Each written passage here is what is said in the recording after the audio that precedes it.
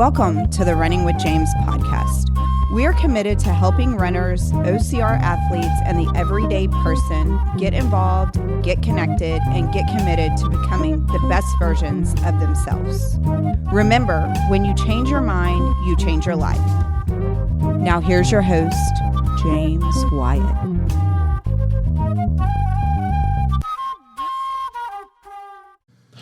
And welcome back to another edition of Running with James. I'm your host with the most, the man with the plan, the dude who's a little bit of a Jew, Coach James Wyatt. I was going to correct you, but then I was like, nope, that's actually, I'm Jewish. That is actually accurate. Yeah. I like how I said Jew and you immediately like, oh, got offended. And I'm no, like, I didn't get offended. I thought about it. You're like it's a bad word or something. No, I just got confused because I was like, that's an interesting pick. But then I was like, oh no, he is actually part Jewish. True story. True story. Fact. That's right. Jesus and I are probably related. Yeah, obviously. Because all Jewish people are related, just like all Africans are related, right? Just like all Americans are related. Did you ever feel that way, like when you went to, like when you're overseas, like the look of, like how do you feel like people overseas received you as an American? I feel like I feel well received, but I also know I kind of bend over backwards to try to make sure that I'm like respecting the culture and the place I'm in. So I'm very like talkative with like locals and like asking. I feel like we talked things. About that, and like you were like I'm the person who bends over backward to try to not be the but tourist. You look more like a tourist than anything else. I remember y'all said that. And it hurt my feelings a little bit. I'm sorry. It's okay. So what you got to do if you want to fit in is you got to be like. You got to use more hand gesture. You got to, especially in Italy. You got to be a catamari. You got to speak with confidence. You got to be very animated. Very loud and animated. Which you fit right in with that. Very friendly, yes. That's why I liked Italy so much. Yeah. They were very friendly people. Mm-hmm. France, like I had a good experience in France, but like they can tell if you're a tourist from like a mile away. Yeah. They like can look at you and be like American. Well, they start speaking in French, and when you're not speaking, or even if you speak French. Someone told me that they can tell by dress. They said we can literally, like, as someone said, French people can look at an American for the most part, and they said we can tell by the way you were dressed. And I was like, I believe it. Maybe. I don't know. I could definitely see that in Italy, because in Italy they're still a little dressier. It's like how you look. You always put a little bit of effort in. I thought definitely France more is the effort. same way. Paris especially. I didn't feel that way about Paris. Really? No. Mm. I mean, there were people who looked like kid running around all over the place. Sure they weren't tourists? Yeah, I'm pretty sure, because they were speaking like peanut butter in their mouth the whole time. So, but they were still very nice people for the most part. They were like, "Oh, you're bringing your money, thank you." Yes. So that was not a French accent, by the way. No, not even kind of. But I saw some dumb thing, and I guess that's why it made me think about it. But it's called Very Important People. And it's like a comedy kind of show, and they do these little skits, and they dress people up.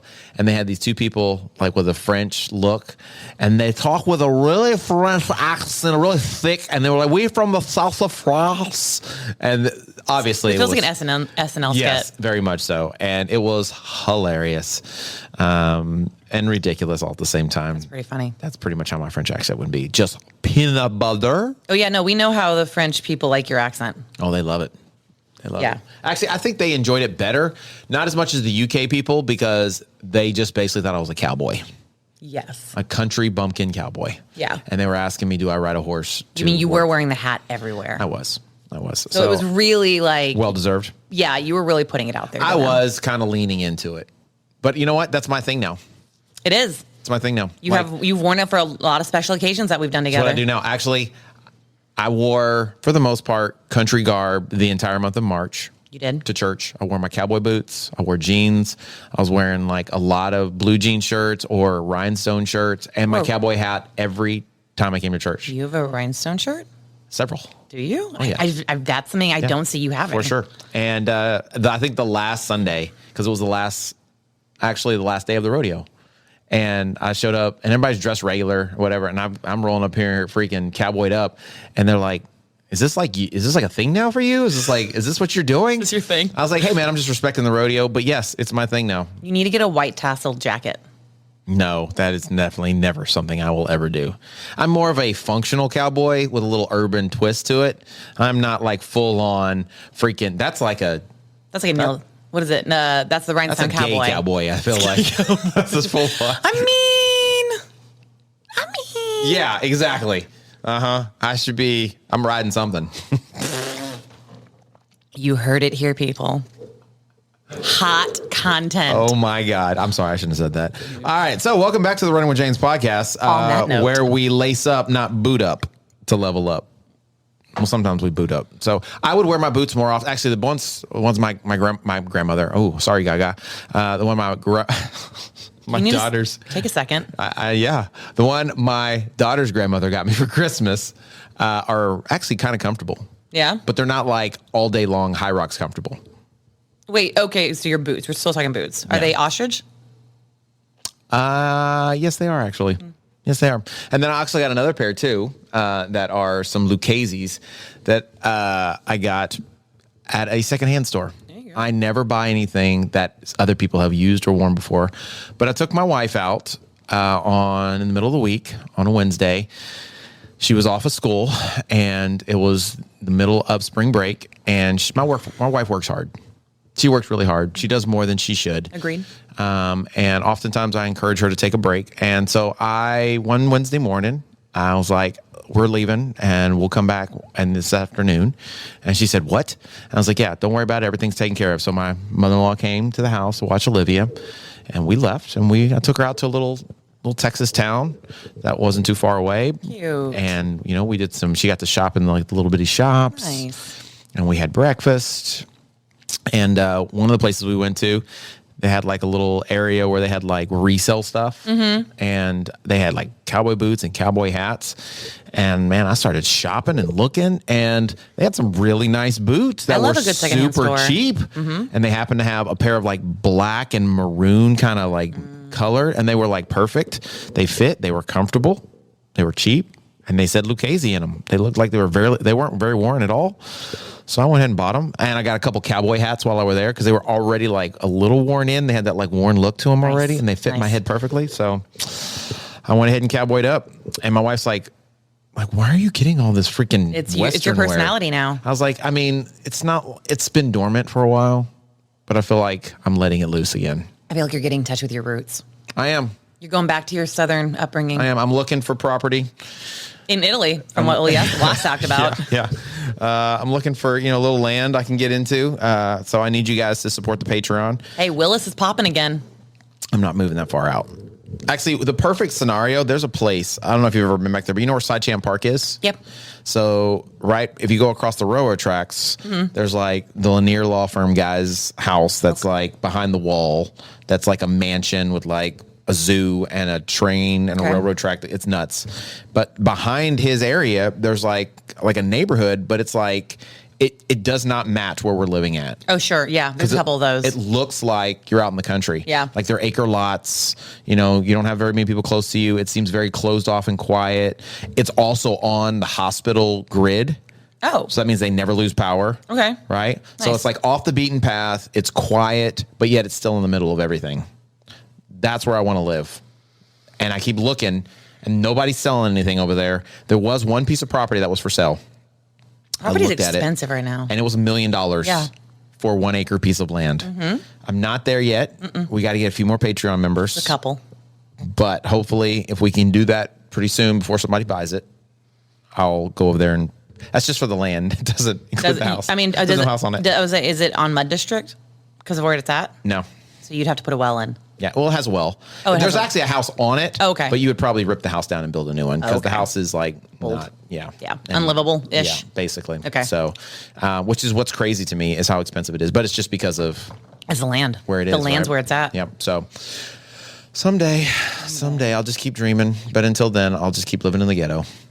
In the ghetto. I don't really think we live in the ghetto, but well, I mean, we don't live in the ghetto. I do. Is your area? So I actually was looking at a house not too far from your neighborhood. Yep. But my neighborhood's not the ghetto. Your neighborhood's not the ghetto. No.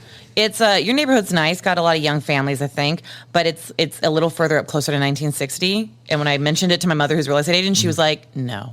Yeah, well, it's because it's really close to like you go on the other like 2 streets over. So it's like you can tell like when you start going from, let's say, from Louetta, Cypress Wood, Grant Road, Mills Road, Jones, like it starts going down, yeah. right? The lower you, and I'm right on that edge, right? And then also, like, my neighborhood was at one point in time young families. Now it's turning to more like a lot of rent homes. Oh, is it? Yeah. So it's a lot of houses being rented. So like the house. Oh, that's funny because I actually did look at a house that was in your neighborhood for rent. Yeah. So I did. most of the houses, not most, but a lot of the houses are for rent. And anytime that happens, then, you know, it's going to be a little bit different. Yeah. And I'm pretty sure most of the houses are not single family homes. There's like eight people. Some of them might, yeah. 8 different families are living in one house. Yeah. There was another house I went and looked at recently, and one of the houses in the neighborhood, I can't even tell you how many cars. Yes. But I'm like, this has to be a party. Like, they have to be having a party because there's no way this many people can live in this house because it's a small home. Yes. No, exactly. They make use of the space. They do. They really do. They're not playing around. My neighbor next to me, the house is pretty good size. I mean, it's like almost a 4,000 square foot house. But I know for a fact, mom, dad, 2 daughters, one of the daughters' boyfriends, an uncle, and grandma and grandpa live in that house. Now, it's a 2-story, 4,000 square foot house, but that's a lot of people to be living in that house because their daughters are grown. They're not like, it's not like they're, 10 years old. Like, they're out of college and the boyfriend's living with them. So you got like 8 people living in that house. It's like an Airbnb nonstop over there. Yeah. So. Can they have Airbnbs in your neighborhood? Because I know a lot of neighborhoods over here are real big about no. I don't think we have any I haven't seen it on the HOA. So, no. But I don't know why anybody would want to have a Airbnb. Be surprised. According to my mom, a lot of people try to get away with it. Really? Mm-hmm. I wonder if it's like long term. Like for like 3 to 6 months type situation. Because a lot of people would prefer they may come to Houston to be on a contract or something. Mm-hmm. Yeah, a lot of times that'll happen. So, well, guys, we're not here to talk about real estate, land, or cowboying up. We are here to talk about fitness running. And now I know we kind of addressed this a little bit on the Patreon episode, but Coach Lauren and I had a small conversation before we started. And actually, what were we doing before this talk? We talked about what we were going to talk about, right? And then that turned into a Patreon episode. That was about an hour long. That was a very long. Y'all got to go listen to that Patreon episode. It's juicy. I was very proud of you. Why? Because usually, I like to have I was like, why? conversations with people. Well, we may not always agree. We may have differing opinions. I do know that. So that we can kind of talk, not argue, not even debate, but just come back and forth and, kind of have a really open discussion because I feel like that's how you learn, right?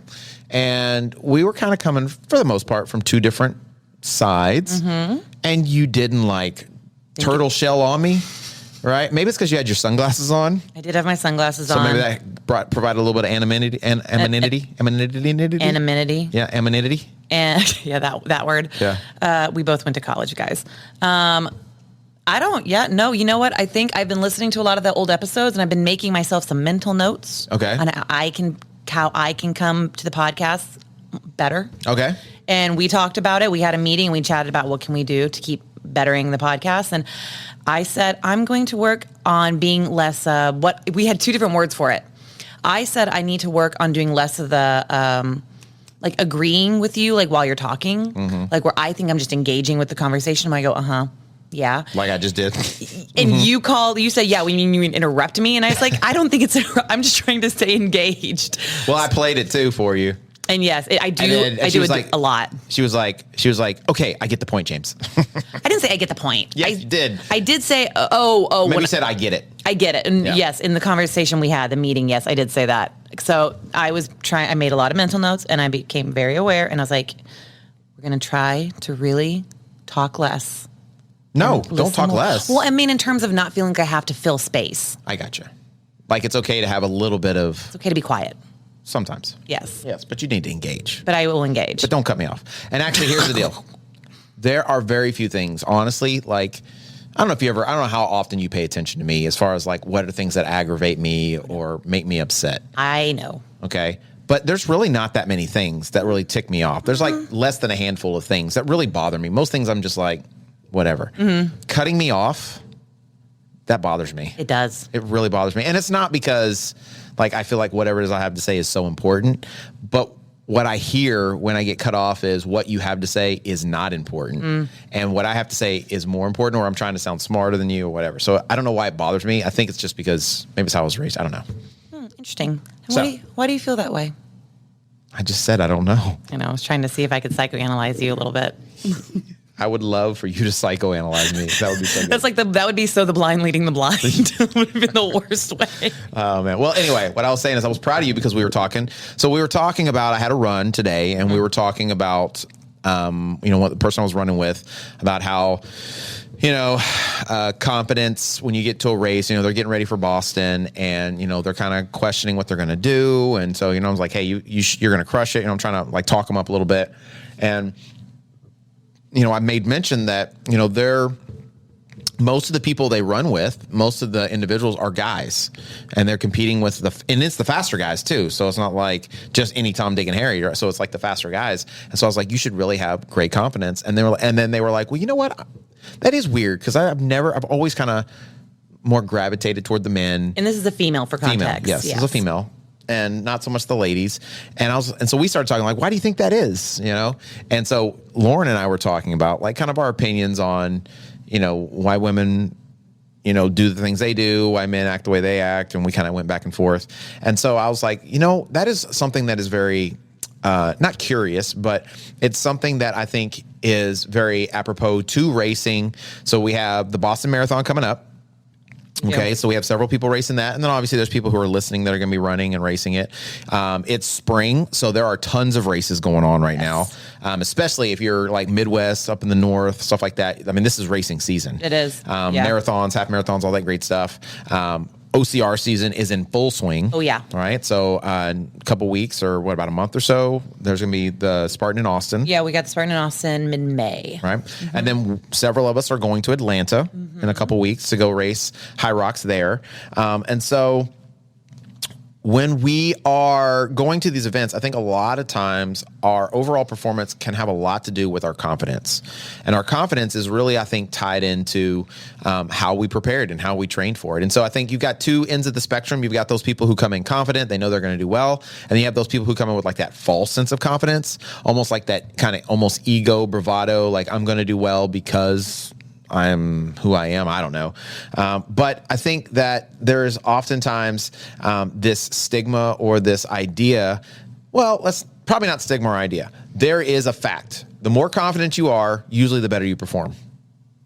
Now, confidence, false bravado, or ego are two different things. One is backed up, or one is basically has to do with you've proven that you can do something because you've done it over and over and over again. That's why you're confident.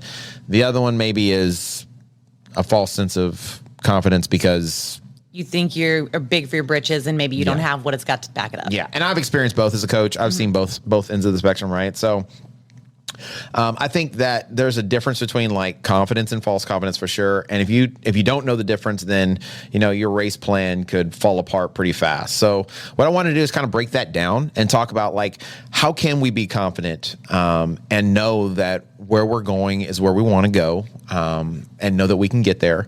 And then how do we kind of recognize or maybe keep from having that false sense of confidence so we don't set ourselves up for failure.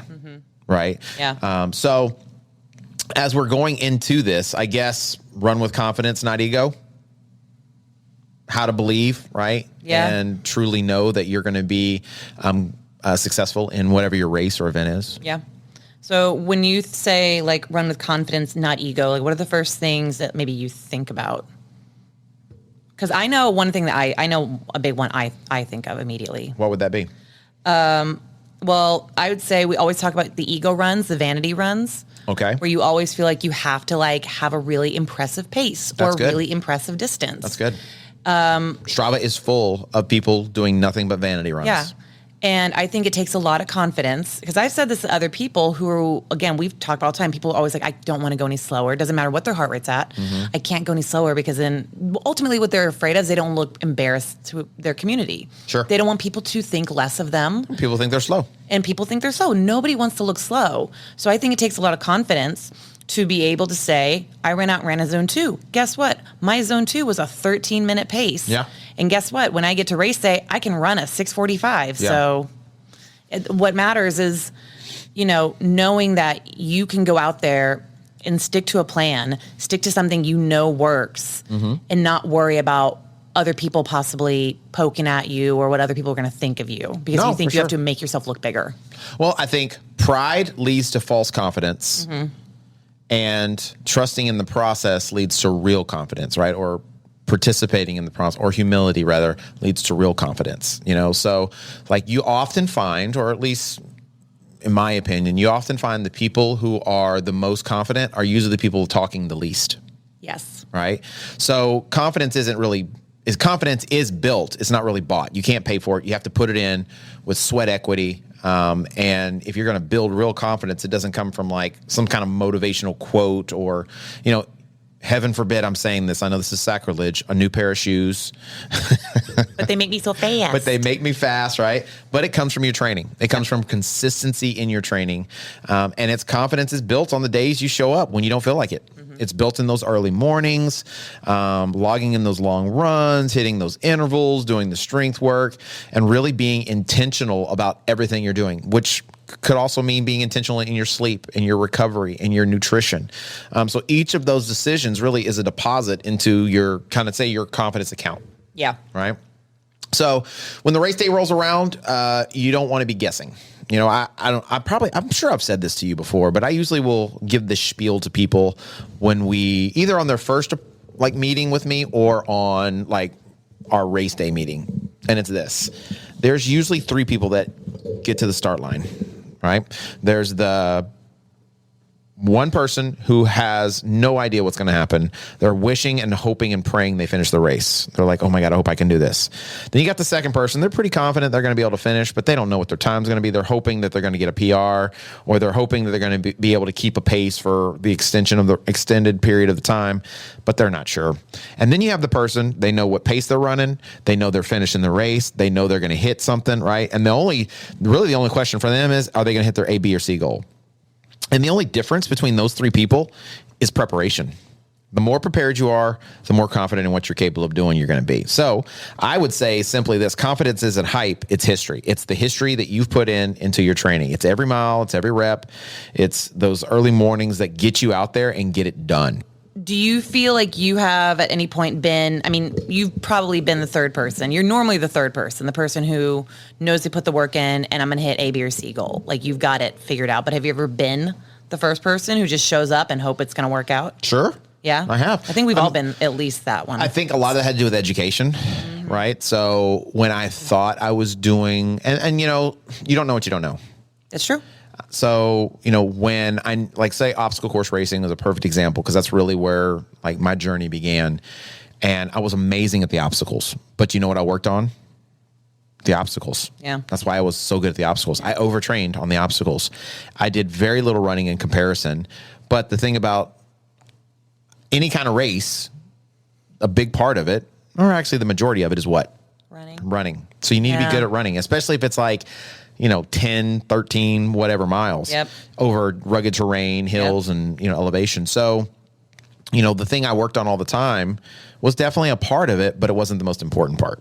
So, what I should have done is I should have been trying to be a better runner. Yeah. And so when I would go out and race and I wouldn't do well, I would say, okay, today I'm going to go out and I'm going to try to run a 7:30 pace for the 6 miles. And then I would take off, and that would last a mile or 2 miles. And then I would blow up, and then I would be just struggling the rest of the way. And then I would get done, and I wasn't disappointed in myself. But I'd be 25th or something, or 20th. And I'd kind of give myself an excuse, oh, that's pretty great. That's awesome. I'm not a professional or anything like that. And it's and I would say this, man, if these guys are such good runners, I catch everybody on the obstacles, but they pass me up on the running. Right. So that was always what I would say. And so after, a really bad experience I had, I made a decision that I was going to work on my running. Yeah. I was going to work on my running. And I started working on my running. And I got better, and I got better, and I got better. And I'd worked on my running so much over the course of the summer that I qualified for the OCR World Championships. And I went into that race more confident than I'd ever been any race before. Mm-hmm. And I was determined I was going to crush that weight. I was going to try to podium on that race. And I got slapped in the face because, there was, 5,000 feet of elevation change, and there was a 2-mile run straight up and then a 2-mile run straight down. And I was still new to like what you do and don't do for racing and running. And it wasn't Texas. And it wasn't Texas. No. And I had no idea how to train for that. Yeah. So, I went in there and overconfident, and guess what happened? Blew up. I blew up, and that false bravado, that false confidence kind of came for you. It did. And humbled I was out you there a little bit. A long time. Yeah. So, but I learned a lot from it. It can be a very humbling experience walking into a race or any kind of like really any situation, whether it's fitness or not, feeling overly confident when you don't have like the history to kind of back it up, the training to back it up, and then having it completely turn around and bite you in the rear end. Yeah. It's a very humbling experience. It is. I think if, we'll get there when we talk about false confidence, but if that's the type of person you are, if you're able to kind of like do some self-realization and be honest with yourself. And I think, unfortunately, we kind of live in a time right now that a lot of people live in a delusional state of mind, whether they choose to or not, or whether they see it or not. So, but I think that what confidence does, right? So confident runners tend to, once you build your confidence in your training, real confident runners tend to race much better. Yeah. Okay. So they tend to race smarter. Maybe that's a better way to put it. And so, one of the biggest advantages of confidence is that it helps you stay calm and consistent. So when you put in the efforts and you go out and run, say 1 mile intervals at a certain pace, right? And say you're training for high rocks and you do, 8, 9, 10 sets of 1 mile intervals with these short little breaks, and you're running race pace, I can do like 7, 8 miles at this pace. So when you go and you're running 1Ks for high rocks, I can hit this. And so, you don't have to go out hot. You don't have to go out fast because you can keep the pace. And so it helps you trust what you're about to do. Yeah. Right. It helps you trust that you are fully capable, so you can put your trust in the race plan, and then you don't think you have to that term I love so much, bank time. Yes. The bank time. We've all heard of banking time. That's a big one on race day, is when people bank time. Yeah. They thinking they're going to go real hot, save up all this time at the end. And I couldn't give you an actual percentage, but how many people have you ever seen that work out for? I would say 100% of the people that go out too hot doesn't work out for them. Yeah. Yeah. Banking time is not. It doesn't always exist. It's not a real way to successfully. Every world record over 800 meters, right? So you're talking half a mile. Every world record has been set doing what we call negative splits. Mm-hmm. Okay. Negative splits means you held yourself back so that you could push at the end. Now, I think sometimes people think that like the reason somebody ran negative splits is just because they had this grit and this like mental determination that they could push hard at the end. But that's just not how your body works. Yeah. Sports physiology is pretty simple. Your body can do so until it can't. And it doesn't matter how like steeled your mind is or how much grit and determination you have. If you have a buildup of lactate, you can't move your legs any faster. Yeah. If your heart rate's maxed out, you can't max it out anymore. It feels like you're carrying lead. Exactly. So understanding that, I think when you're training and when you're doing your whatever your race prep is, when you're doing your easy miles, when you're doing your compromise running, when you're doing your intervals or whatever it is you're doing for whatever event, in that you are teaching your mind, you're teaching your body, you're learning where those walls are. You're learning where those like boundaries are. Mm-hmm. You're learning, okay, if I hold this pace, one of the things that Jakob Ingebrigtsen, he's like one of the best track runners right now for like 1,500, 3,000, 5,000, all the way up to the 10,000 meter even. He's got multiple world records, multiple Olympic golds. When he's out there doing his runs, like specifically like his threshold runs and stuff, they'll stop, do blood lactate tests. So they'll take blood to see what their lactate levels are, to see where is the pace, what's the sweet spot, what's that pace that I can maintain before I blow up. Yeah. And if this is the pace, if it's a 5-minute mile, well, I'm not running a 4:58. I'm running a 5-minute mile. So that's how like scientific. That's how dedicated they are to those, to learning what their limits are and their thresholds are, so that they know they can get the most out of their fitness in their races, and that's how they can go in so stinking confident. Yeah. Unfortunately, not all of us average Joes get that kind of luxury of having a team to do our blood work. But again, showing up to the training, being consistent to the run plan, to doing the work, putting the time in, you can learn these things. Yeah, for sure. So, I think, as you're getting smarter because you're training, confident runners don't get sucked into like that whole someone else's pace in the first mile. They don't panic if things start to feel hard and maybe harder than they expected it to, because they don't throw their whole plan out of the window because someone else passed them.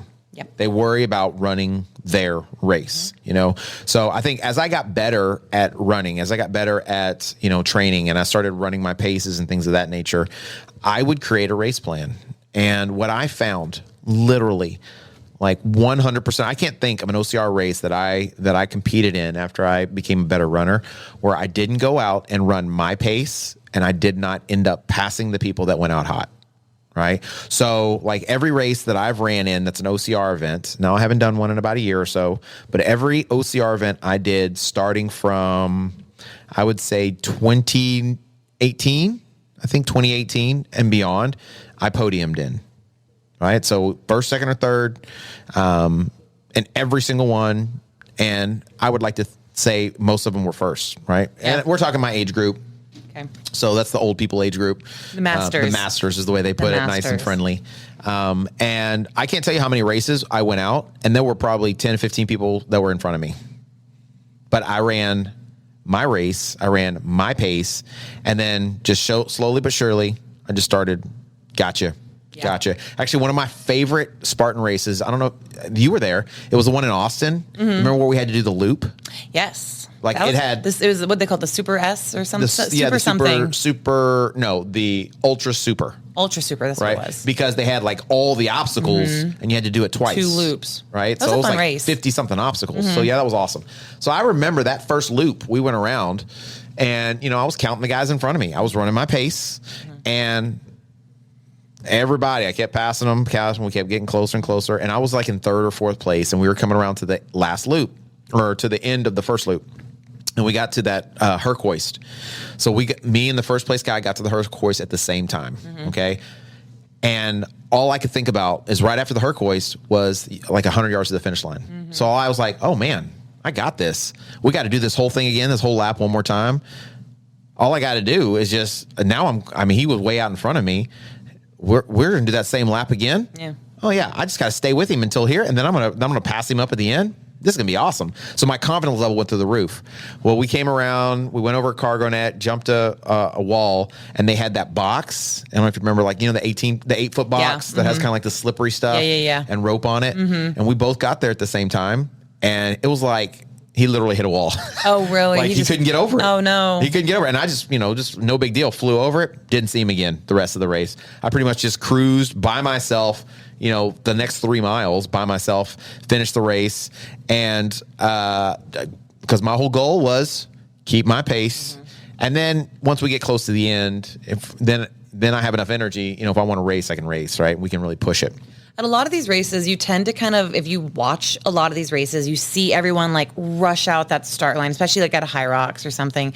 You see everyone rush out the start and just, they're going like they're chasing gold. Yeah. And like they're going to win it in the very first couple laps. Yeah. I always tell people, let them go. If you go into a station last, once you get past the sleds, you might start to notice you're passing a lot of those people because they already gassed themselves. Right. But I always think it's interesting because you kind of watch, you'll kind of start to see where everyone's Achilles heel is. Okay. Like, I feel like so many of these racers, like, they'll have one thing that, like, really, it's, like, not their strongest. Okay. And, like... Do you feel like there's one particular thing that's more than the other? Burpees. Okay. The running. I'd say the running is a big one because so many people don't really train that properly. Yeah. I think people are getting smarter about it now. Mm-hmm. But I'd say burpees and then, the running for sure. And that's a big part of it because you got to do it 8 times. 8 times. Right. It's not just the one. Yeah. So, yeah, I agree with you. I think that's right. And I like a lot of it has to do with, how you prepare yourself, how you stick to the plan, and how you go about navigating the plan toward the end, right? So if, I think that's the power of your confidence that you've built through the training process. And so I don't know. I feel like, I've become definitely a much more confident racer and runner, but there's still times where I doubt, right? There's still times where I get to races. I think I told somebody the other day that the races that I get nervous at, the races that like I get like kind of that nervous feeling, because I don't know if you ever have, maybe not, but I know because you live on a level of high anxiety all the time. Just always nervous. Right. So maybe you're just used to it. Yeah. But like there's been a couple of races where I like threw up before the race. I've never thrown up before a race. Really? No, I have. I used to throw up before basketball games, like big basketball games, not every game, but big basketball games, like district, state, stuff like that.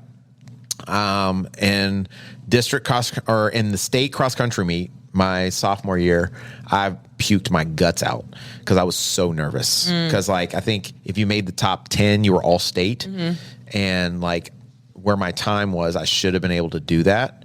So. Yeah, I blew chunks. And then, there have been a couple races. When I did the Woodlands Marathon, I heaved quite a bit.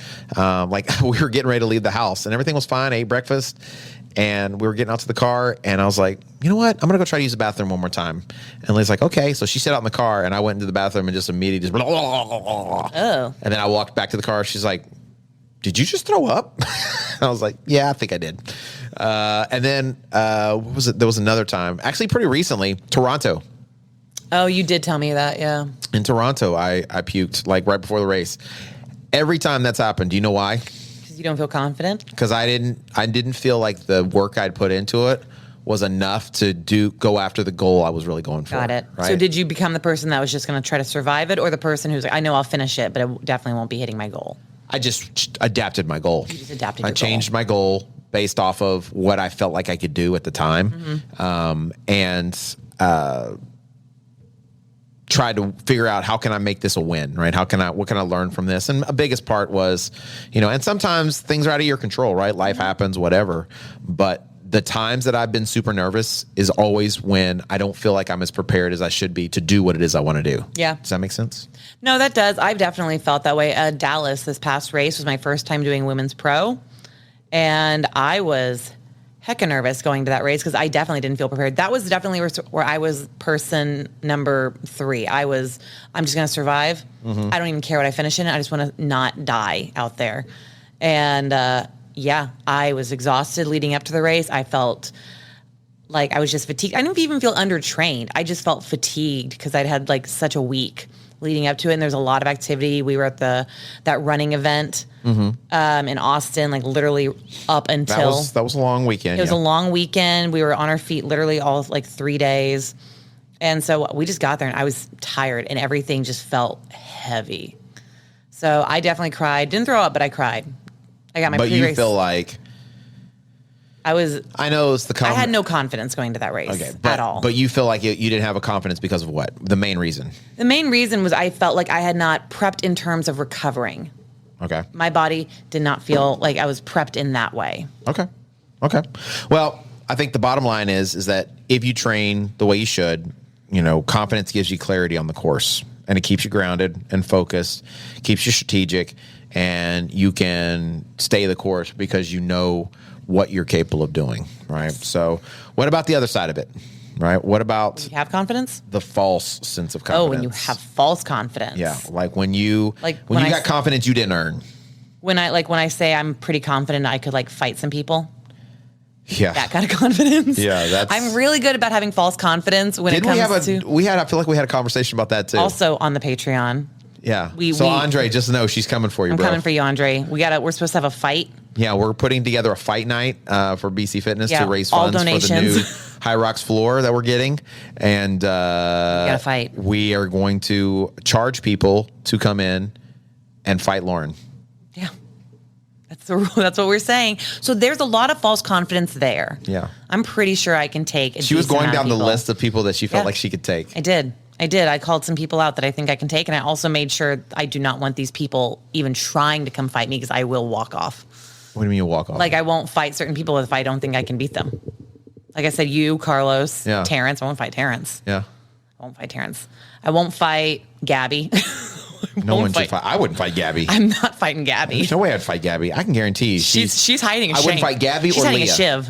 Or Lillian. Those three right there. I wouldn't fight either one of them. I know for a fact Leah has pulled hair. I was gonna say Lillian seems like a hair puller. Lillian definitely is a hair puller, but I can also Gabby will guarantee shiv you. Lillian probably also will gouge an eye. She'll probably hit the sensitive spots, like the off-limit spots, you know what I'm saying? Below the belt, if you feel me. There's a possibility she has a shiv or a shank, and she's going to hit you in them kidneys 3 times. Just bam, bam, bam, bam, bam, real quick, and then just walk off. It's like, what did I do? So these are the people I will not be fighting. So I definitely would fight. And they're all, because here was her biggest stance. They're all petite ladies. Here was her biggest stance about why she could take Andre. I'm taller than him. I'm bigger than him. No, you said I'm taller than him. I'm taller than, but I'm pretty sure I weigh more than him. You don't think? No, density. Andre, what's your weight? Density. What's your weight, Andre? Density. I'm telling you right now. So you're taller than me, apparently. I am taller than you. And I weigh you by like are almost dense. 50 pounds. You are denser than me. And I'm also taller than you. You're not. Okay. So the point I'm making is, False confidence. we bicker like children, once again. I mean, I do have a little bit of beef about that, by the way, because somebody in our group that you're not listening to or a part of, or you muted. I've muted. Yeah, you've muted. I still don't understand that. I still have it. It's just I don't look at it. So why not? Don't sidebar. Okay. It's so confusing to me. Don't sidebar. This is a Patreon conversation. Anyway, somebody said, I listened to the podcast. Lauren and James sound like bickering siblings. Yeah. Right? And I was a little offended. And I'm offended that you're offended. Well, I'm offended because I don't want people thinking that I'm related to you. Not because, let me see if I can clean this up a little bit. Yeah, please do. Please do. Not because I would be ashamed to share blood, but because the effort and the work we put in on this relationship over the last however many years, that's thicker than blood. You know what I'm saying? That goes so much deeper and it means so much more. So for somebody to just oversimplify it and say that we bicker like brother and sister, oh, no. It's been over a decade of forging together these more two like people. Foraging, trying to find something. Find common ground. Trying to find some kind of common ground. We're looking for common ground. We're looking for like 15 years. That's right. We're still working on it. That's right. We'll get there someday. We will. One day, probably not. So as soon as she starts getting her mind right, then we'll be there. I'm going to be on your deathbed. And my final parting words to you before you. You're right, James. You're right, James. You're right, James. James, you're right. Actually, you were always right. I did have an athlete the other day send me a text message, and all it said was, "You were right." But I'm still taller. And I was like, I sent her a message back, and I said, "You're right," in quotations, my favorite words. That's all I said. That's all I needed to say. I didn't say thank you. I was just like, those are my favorite words. You've just made my day. Just to clarify, they said YOURE, not YO-YOUR, like you're right. They weren't just like telling you you're right. No, they said it the correct way. That'd been really funny. I don't think they abbreviated it at all. But anyway, yes, false confidence. We all have it. We all have something that we're a little, overconfident in for no reason. Lauren lives in a constant state of false confidence. I live in only when it comes to things. thinking I can fight people. Certain things. I apparently, when it comes to racing, I live in this constant state of fear that I'm going to literally blow up, which I tell people all the time it won't happen, but I think it will for me. Yeah. And so I always hold myself kind of back. What did you call yourself? Some kind of raccoon? Feral raccoon. Was it feral raccoon? Feral or rabid, one of the two. Rabid raccoon would sound more right, like because of the R and the R. Yeah, but I do raccoon. feel like you said something about a feral. I've also said feral. Feminine something? Oh, I have a deep feral feminine rage. Yeah. Put it on a t-shirt. I'm pretty sure it is a t-shirt. I wonder how many people heard you say that just now and they laughed. I guarantee you anyone that wasn't a woman, and then probably a few women. If y'all find a t-shirt that says that. Feral I'll take feminine it. rage. I have a deep feral feminine I feel like rage. all feminine rage is feral. No. Because if it's rage, they're going like... Feral is like being unhinged, though. Like I said. Not all rage is unhinged. Some of it's very deserving. Some people deserve... Well, just because it's unhinged doesn't mean it's not deserving. Unhinged means you have no control. Yeah. Right? Yeah. Unhinged. I'm just going at you. I would love just once to see you go feral. I would love to go feral on someone, but I also have like this deep sense of like always feeling I need to apologize. Exactly. So like I would like punch somebody and then I would send them a bouquet of flowers and a basket of cookies and be like, I'm really sorry. You but ain't punching nobody. the day will come. You are not punching. The day will come and it's going to be someone we did not expect who's going to just like get a sucker punch. It's not going to happen. No. I'm sorry. I'm rooting for you. I don't believe that violence is necessary. I think that's always the last. And it's really more about protecting than it is like anything else. Like, I'm just not a violent person in general, and I don't agree with it. But I'm rooting for you just because I want you to get that win. I want $1 from every naysayer. I'd have a lot of dollars. No, you won't, because you're not going to do it. We're going to Guys, see. I got in trouble for this. I'm not going to lie. I got in trouble for this. A few years ago, Lauren was talking all kinds of smack while we were on the trail about how tough she was and how she could take anybody out. And I was like, I don't think so. So I was like, all right, well, let's fight a little bit when we get back to the car. This is how the fight went. She immediately dropped to the floor and grabbed my ankle in the fetal position. I was going for a certain move and it didn't work out, so I had to like abandon and I had to adjust. She basically went possum / I'm going to choke this guy's ankle out. I went anaconda on your calf. And I'm just standing there like, what are you doing? And she's like, I forgot what she was saying, but she's like, don't sleep on me. Don't quit. It's coming. It's coming. I'm like, what is going on, you psychopath? Well, we said I'm Snowball. I am Snowball the bunny. This is true. I am Snowball the bunny. All this false bravado and a mask for the anonymity. I'm going to get that word before we end today. Anonymity. What was the word you tried to say the other day? I don't remember. Acapulco. I was like, what did you say? Acapulco? She said Acapulco? All right, so false confidence. Yeah, we all have it. It's the other side of the spectrum. That's when you really don't train maybe the way you should. Maybe you ignore your nutrition or you go out way too hard because you feel like you're just going to do great. Good. You feel amazing, right? Only to crash and burn. Yeah. So, false confidence it's really just ego in disguise or pride in disguise. I think one of the worst things, and I've said this before, but I believe pride has no place in fitness. Now, understand what I mean by when I say pride. When I say pride is like comparing yourself to others, thinking yourself more highly than you should. And I think being humble and, using other people as a, not a measuring stick, but as like competition it can be helpful and good. But like being prideful and not being able to get over yourself and get over what you think is right, even though you've been proven wrong over and over again, I feel like it has no place because you're not teachable and you can't learn from those experiences.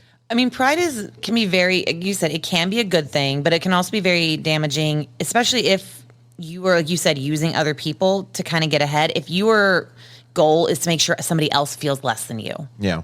That's that's not what we want. I don't think most people are doing that. It does happen, obviously. There are, and it baffles me. Like, I'm like, how does that make you better, right? And you've heard me say this before. I don't need other people to fail for me to succeed. No. Or for me to feel like I'm succeeding. Mm-hmm. I need to succeed based off of whatever my measuring stick is that I've done in the past. Yeah. And I actually, this is one thing that I've told athletes before, when we go to some of these races and stuff, like they look, a lot of times, I've had many athletes in the past, they'll look at their podiums, right, on whether they were successful or not. And I don't necessarily, yes, a podium is awesome and it feels good and it's great, but you don't know who's going to show up to a race. No idea. You don't know, like, what athletes are going to be there. And, you could show up to a race and be 5 minutes slower than you've ever been and get first place because the best of the best weren't there. Yep. Or you go out and get a 10-minute PR and not podium, get fifth place because the best of the best were there. Yeah. And I think some people feel like they could get a PR and because they didn't podium, they feel like they failed. Whereas they could get a podium and not PR and feel like they were super successful. Yeah. And so they base their success off of like how they compare to the people that were there. And I honestly don't think that doesn't prove your growth. That's what that is. The whole good luck, that's what that is. Yeah. That's like just sheer coincidence. Yeah. So I've had races before where I went in and like had the best race ever. Got a big PR and ended up like third place. And then I've had races when I went in and I sucked it up. We made mistakes. I was slow and I ended up winning first because nobody else was there. Yep. Right. The best guys weren't there. So those things are going to happen. And so when you are using that as your measuring stick for success, I think you're doing yourself a disservice. Well, and I think another thing to think about, especially when we get to a lot of these events, and I know this has happened a lot where, especially like in a High Rocks event or sometimes an OCR event, everyone's going out in like these different heats. Yep. So you don't always know who's in a heat with you. Now, it's one thing if like you can maybe see somebody and you can kind of like, I want to stay with them. Yep. But if you have no idea they're there and you go out, you get a PR and you're like, oh my gosh, I did so good. I know I'm at least like top 3. And then the times come in. And guess what? There's somebody in a heat behind you. Yep. And they beat you out by 5 seconds. It happens all the time. I've had a partner in High Rocks with me that we had a PR. We felt really good. We thought we were definitely on podium. Yep. And then 2 other heats finished up behind us and we got bumped down to 5th or 6th. And it was literally by seconds. Yeah. It was like literally 1 second after the other all the way down. And we were just like, what the heck? Yeah. No, I mean, that's what happened to Tommy and Jessica. Yeah. Right? They had a great race. I was so hyped for them. I was so excited. They were so fast. Like ran a 102, 103, something like that in their first like mixed doubles race in High Rocks. And, we were all hyped. They were in first place. And then at the very last heat, somebody beat them by like seconds. Yep. Right? And it wasn't even that. It was like 10 seconds or something like that. It wasn't even like any. If they had been in the same heat, they probably would have been able to compete and maybe push a little harder. And they lost some time on their last 2 laps, so they could have gone faster. But you don't know that because it was later on. So, is that the other team's fault? Is that your fault? Would it mean more to you if you'd gotten first place and then, there were 20 other teams faster than you when you got to the World Championships? So, I think those things right there are things that can build false confidence if you're not competing with the best. Yes. I feel like if you train with the best and you compete with the best, it draws the better out of you. Yeah. When you're training with people that aren't as good as you, it can lead to a false sense of confidence. And then you go out there and you can get highly disappointed. Oh, 100%. Right? Yeah, 100%. So, I've coached runners who showed up thinking they could wing it, and I've seen them suffer. And not because they didn't have potential, but because they didn't have the right preparation. So preparation is always going to be. So you can't fake fitness. That is one thing that I try to instill into a lot of my athletes is that fitness doesn't lie. Your fitness will always come out. So you can like go out and say you got a race strategy. Say, I'm going to go until I blow up, right? I'm going to hold the pace till I can. You can definitely, go out there and, tell people that you're full of grit and determination, but if you don't have the fitness to match it up, you ain't going to do it. Well, and we've kind of talked about this before where I'm definitely guilty of this 100%. Where you'll hear people who will, be super excited. They'll have big PR goals and then they might not put the correct preparation in. They might not follow their plan.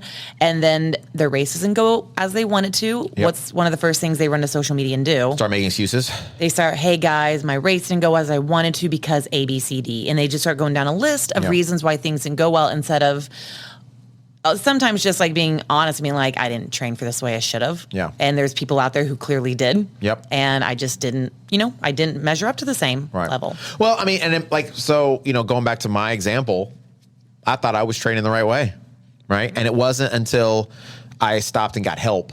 Right. I got maybe some advice from people that were more seasoned runners or better runners than I was that I actually learned, there's a different and a better way to train. This is how I should be training. Mm-hmm. And when I did, drastic changes, like completely different, like athlete. Yeah. And I think that actually that example, that's another good, to me, showing of confidence is you are willing to ask for help. You're willing to seek guidance. I think that actually does take confidence to do because people who just, think they can figure it out themselves. Yeah. They'll be like, no. I don't need to take advice from someone else. I got this. I can do my own thing. But that's pride. That's that whole pride thing, right? Like, that's that pride thing. I can't take help from other people because it means that I'm less than or something. I don't know. Yeah. I do think it takes confidence in yourself to be willing to say, I need help and to be a student to somebody. Even if you are, pretty top of the game, like there's always going to be someone faster and better than you. Always. Sure. That's just the name of the game. Yep. We're all aging. We're all, getting older. There's always going to be someone coming up and figuring out how to do a little bit better. Yeah. Or someone who's just got a little more knowledge to it. So being able to say, like, let me learn from you, I think that takes a lot of confidence. I agree. But you know what? and I don't take this the wrong way. I think sometimes you've got a little pride in you. And like, perfect example, all right? I was like, hey, Lauren, I need you to hang this up in the gym. And you went to go hang this thing up with a mallet. And I was like, I didn't want to say anything because you're a strong, independent woman. And I saw you hanging it up. And I was like, I have a regular hammer. No. The mallet, this is the right tool. This is the one I want.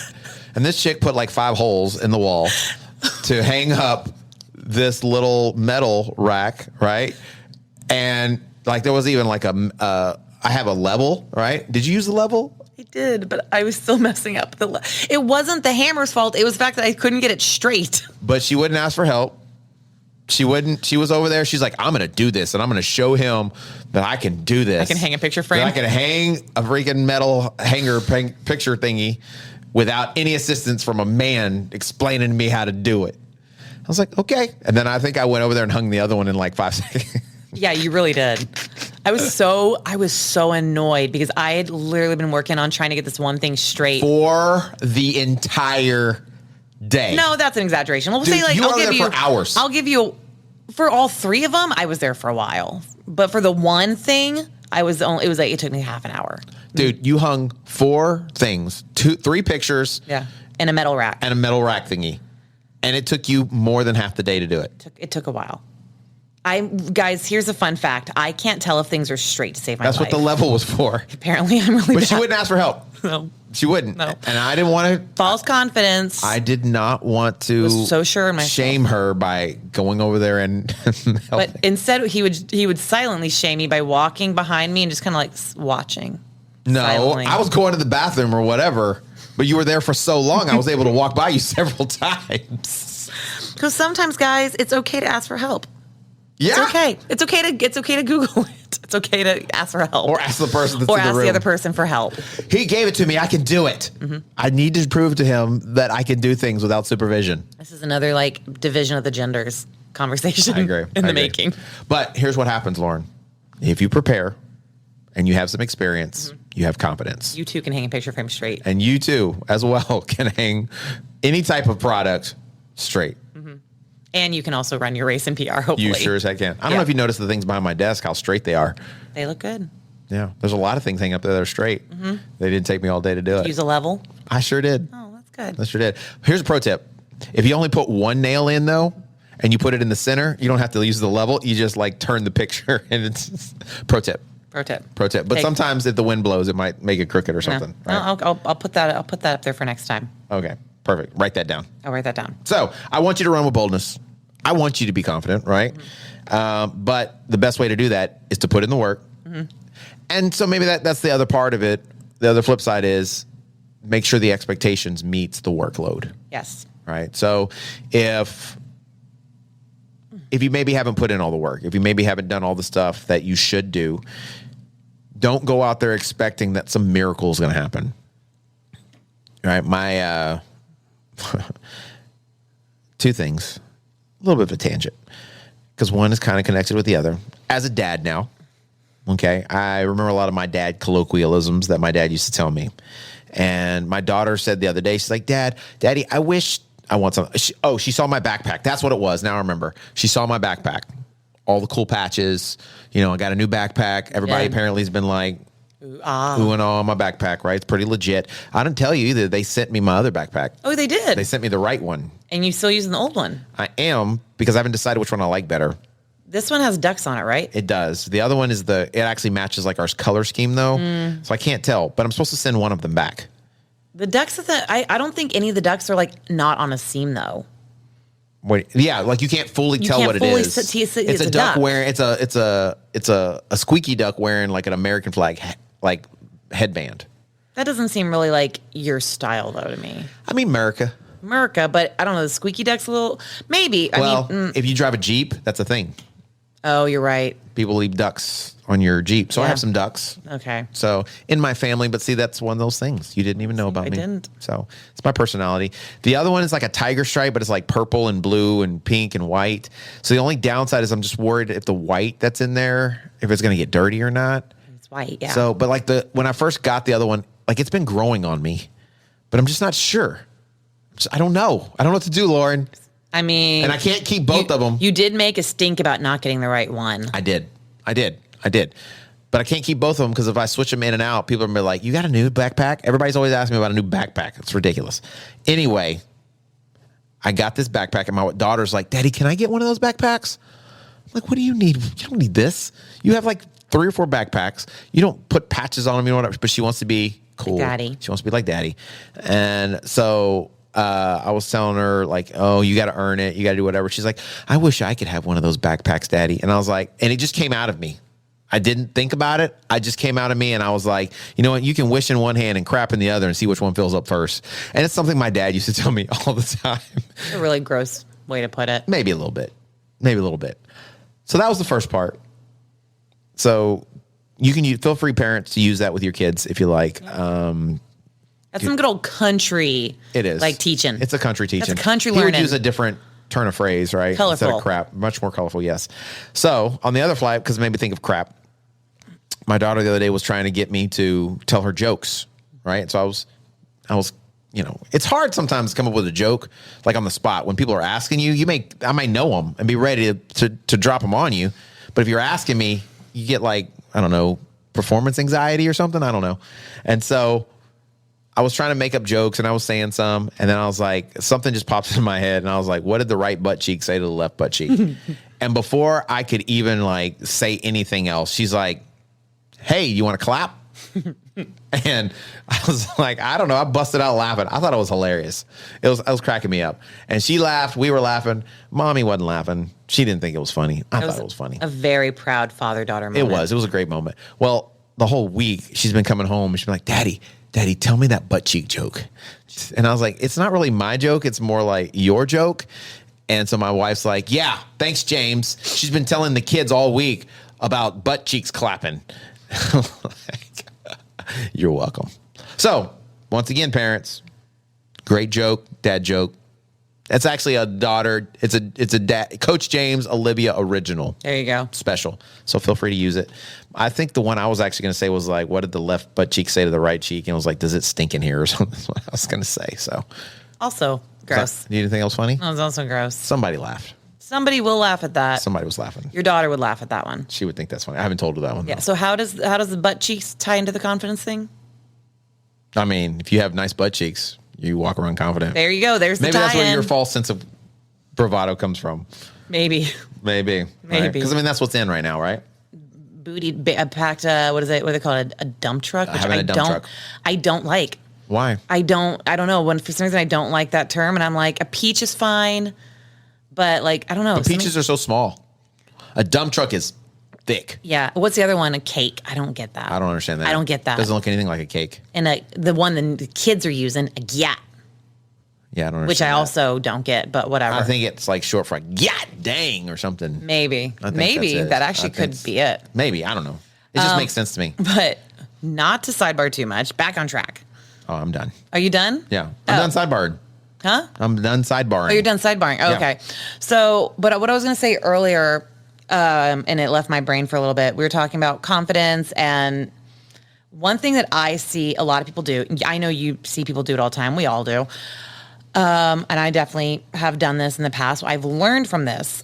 I think the less confident you are, you're more likely to try to push a bunch of small events. Like these are the people who are trying to push small events into their training, right up by like a big race. So, for example, to kind of clarify, a lot of people leading up to Houston High Rocks were coming out and saying, "Oh, I'm going to go do a sim the week before this big race. I'm going to go do a sim," which is for those of you who don't know, a simulation, like a full race event. And I'd ask them why. They're like, "Well, just so I can see how I feel." What's that going to make a difference at this point? Right. So can you there's nothing you can do in your training to feel better. Nothing's going to change at this point. If anything, you're just making your body tired. Right. So why would you fatigue your body leading up to a big event where you want to do really well? Right. And I definitely have done that. I've definitely done the thing where I will go to an event because I'm like, oh, I need to know I feel good in this event. Because if I feel good in this race, it's like local race or this sim where it's a completely different environment. Yeah. Completely like whether it's indoor, outdoor, if it's not measured correctly. Yep. There's always something. That's a big one is measuring the runs correctly. Especially like the ruck zone. Yeah, and then the ruck zone, no one considers the ruck zone and all that when you have all those other people in there. That can add like a half easy to a full mile. Yeah, Dallas was a little chaotic. It was long. Yeah. So going to do these events, because you're hoping if I feel good at this event, then I know I'll do fine at this event. So again, it's kind of creating a little bit of a false confidence. Sure.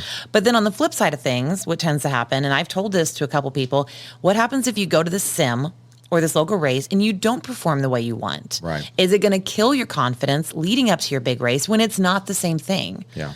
So and you'll be tired. And you'll be tired, which means you'll really not do well in your other race. Yeah. No, I agree. I think and that's the importance of having a plan and sticking to the plan.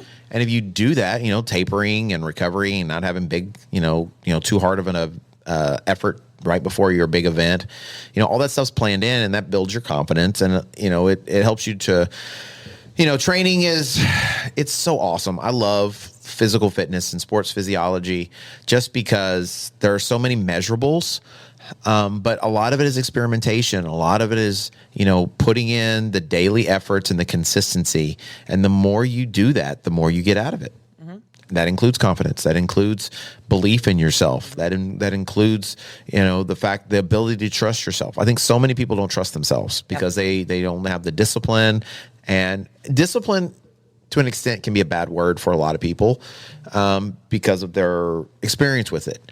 And, nobody, I don't know if you've seen, you have to have seen this guy. I forgot his name, but he's this really buff black guy, and he puts this tape over his mouth, and he had this like video that went viral for his morning routine.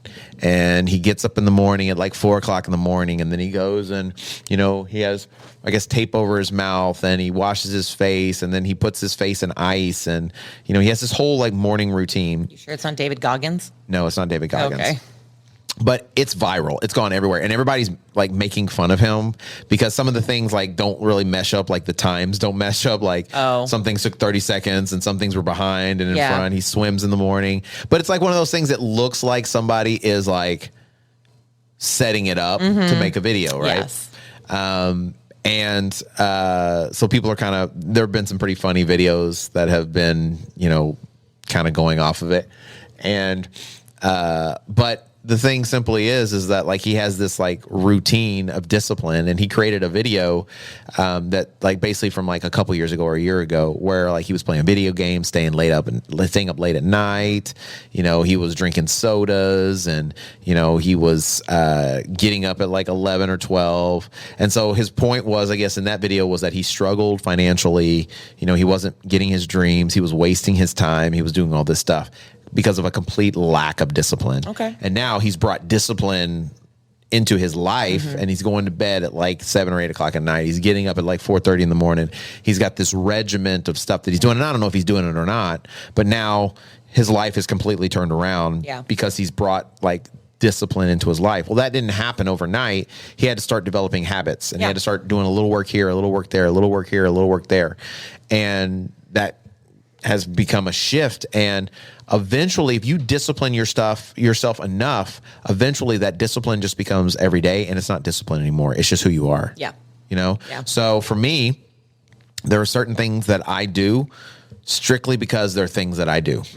Not because it's hard for me to get them done, not because I have to force myself to do it. It's what I do. Yeah. I get up in the morning and I go do this. Yeah. Right. Sunday mornings, I get up and I come to church. That's just who I am.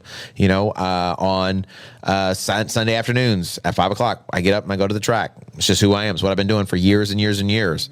On Monday mornings when I get up, or every morning really when I get up, the first thing I do is I open my Bible. Those are things that I do, and they're not like things I have to force myself to do, because they're things I forced myself to do a long time ago that now become part of my character and who I am. Yeah. And so they've become much easier. And when I don't do them, I can't even tell you, it's not that I always do them. I always do them, right? It would have to be something crazy or weird why I wouldn't do it. Yeah. So that's where discipline comes into it. It's only discipline in the beginning until it becomes a habit. Yep. And so in your training, if you create training blocks, if you discipline yourself to do that, then you don't end up having a false bravado or ego or false sense of confidence. You have real confidence that you can depend upon, and you can go in. It helps you relax. It helps you enjoy so much more of what you're doing because you know that you've put in the effort and you come out better on top at the end of it. Agreed. So as far as confidence goes, just kind of like go back and recap everything quickly. You said, to have confidence, to help yourself have confidence, create a plan, establish systems. Yep. Stay consistent. Yep. Put in the training, the unsexy training. Not every training has to be a sexy, Instagrammable moment. Mm-hmm. You got to do like the grunge work, I guess sometimes what you could call it. Yep. And then just, believe in the work, believe in the plan. Yeah. Believe that it's going to get you. Trust the plan. There we go. There's the word I'm looking for. And I think there's one other thing to kind of also help people. What if it all goes, not according to plan? What if you have confidence? What if you stay consistent, but it still doesn't work out the way you want? How do you recover and keep your confidence?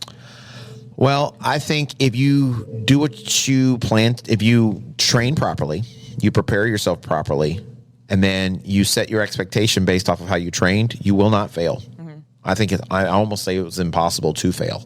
But if for whatever reason things don't pan out the way you expected them to, remember, failure is never final. And I think a lot of times you can build your confidence even more by learning from some sort of failure. So I have an athlete who they're amazing. They're amazing. They're fast. They're fit. They have the mental fortitude to push when it's hard. And, everything that I put in front of them, they've crushed.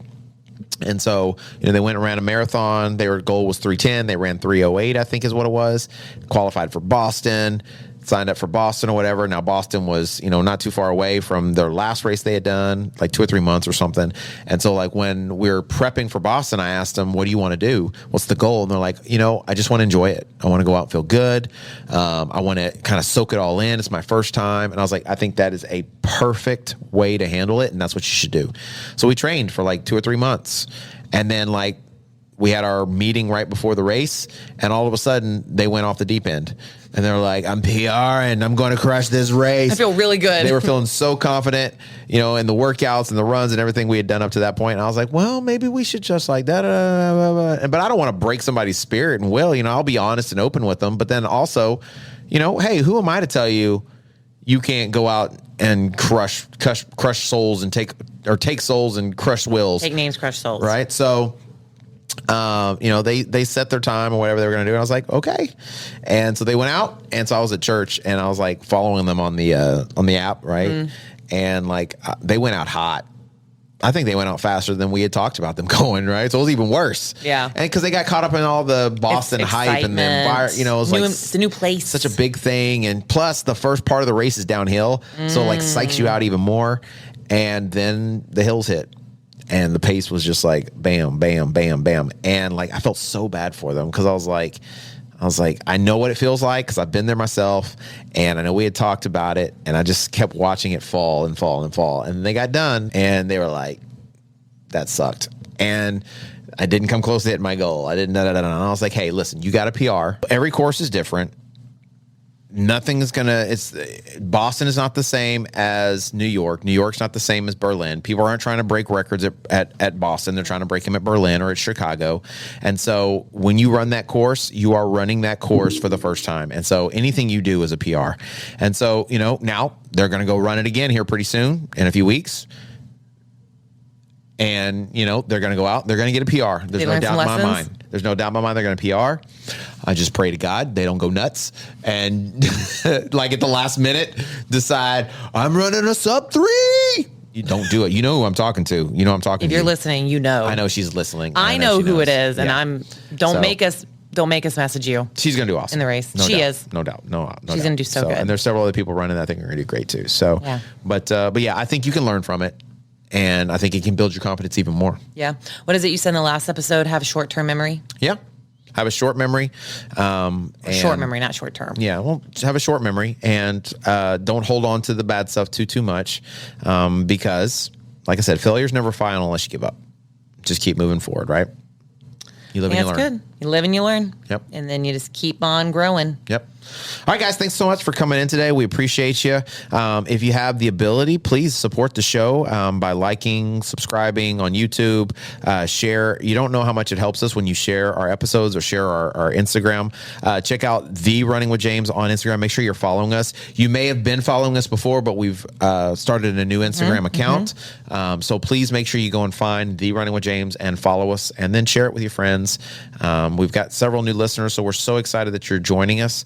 In fact, and please forgive me, while we were running the other day in our first High Rocks Long Run, we were running, and I think somebody heard my voice and just recognized it and was like, "Hey, are you that guy from Running with James?"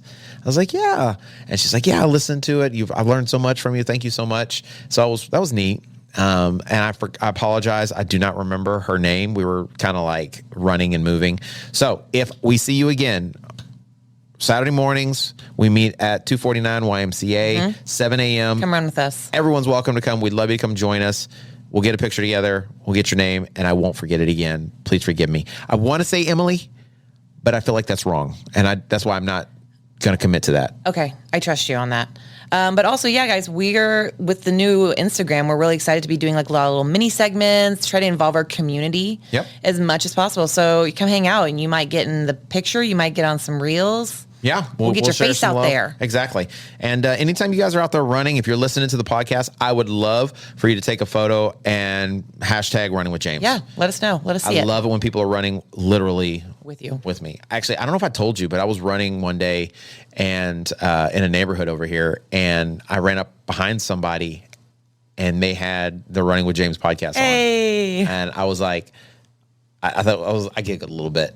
I did. I was like, "Hey, you want to run with the real deal?" And she was like, "Huh?" And she's like, "Oh, hey!" And I was somebody I knew. Oh, okay. It was somebody from the run group. So, I think she was a little embarrassed. Oh, don't be embarrassed. I think she was a little embarrassed. We love it because she was listening, and then I heard her listening, and I was excited. Oh, she didn't have on headphones? No, she had it like playing loud, like on her phone. I love it. Even better. So she's sharing it with everyone around her. That's how you should do it. Exactly. It was cool. It was really neat. So thanks guys for listening. We really do appreciate it. If you have the ability to support us through Patreon as well, you can go to patreon.com/running with James to do that. Several different tiers to join, and you get extra content. So some of the stuff that is too intense for the open airways. So not bickering. No, but more details on Lauren's Feral Fight Club coming soon too. Yeah. Okay. More ridiculousness is really what it is. Yes. More ridiculousness. So thanks guys for coming in. We appreciate you. We'll love you. And remember, as always, when you change your mind, you change your life. Peace out. Bye.